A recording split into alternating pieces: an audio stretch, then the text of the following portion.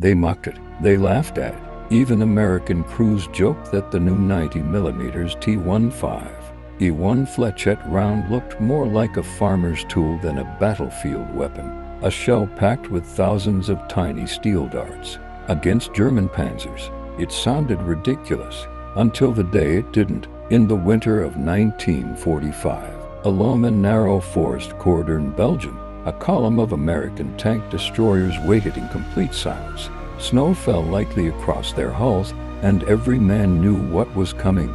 Scouts had reported a large German armored force pushing toward their position. Panthers, even a few Tigers rumored at the rear. It was the kind of attack that usually crushed anything in its path. But this time, the Americans had something new. Hidden inside their racks were the strange, untested shells T15E1 Flechette rounds. Thousands of steel needles packed into a single projectile, designed to burst forward like a hurricane of metal. It wasn't meant to crack armor. It was meant to erase anything caught in the open. But against tanks, no one believed it would work, not even the men holding them. As the rumble of engines grew louder, the ground itself seemed to vibrate. German panzers emerged through the trees, forming a long armored snake down the valley road. They advanced confidently after all. They had crushed American lines before, and their armor was built to withstand punishment. The first American gunner steadied his aim. He didn't load an armor-piercing shell. He loaded one of the Flechettes. "This is crazy," his loader muttered. But there was no time for doubt. The commander shouted the order.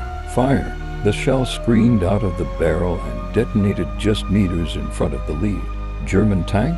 For a split second, nothing happened. Then, chaos. A cloud of metal darts sliced outward at supersonic speed, shredding everything. Exposed vision slits, periscopes, open hatches, crew riding on the armor, infantry walking beside the tanks. The German formation halted instantly. Men fell, optics shattered, internal wiring smoked. The lead tank ground to a dead stop, blind and crippled. Before the Germans could react, the second American tank destroyer fired, then the third, then the fourth. The valley turned into a storm of steel needles. Flechettes ripped through side armor vents, cut fuel lines, disabled machine gun mounts, and tore through any exposed crew. German tank commanders tried to pop their heads out to see what was happening, only to be struck by a wave of darts slicing through the air like a swarm of metallic bees. Within minutes, the Panzers were no longer advancing. They were trapped, confused, and unable to return accurate fire. Their optics were destroyed, their infantry support wiped away, and their formation completely broken. For 3 brutal hours, the American guns kept firing, one Flechette shell after another, turning the narrow valley into a killing zone from which nothing could escape.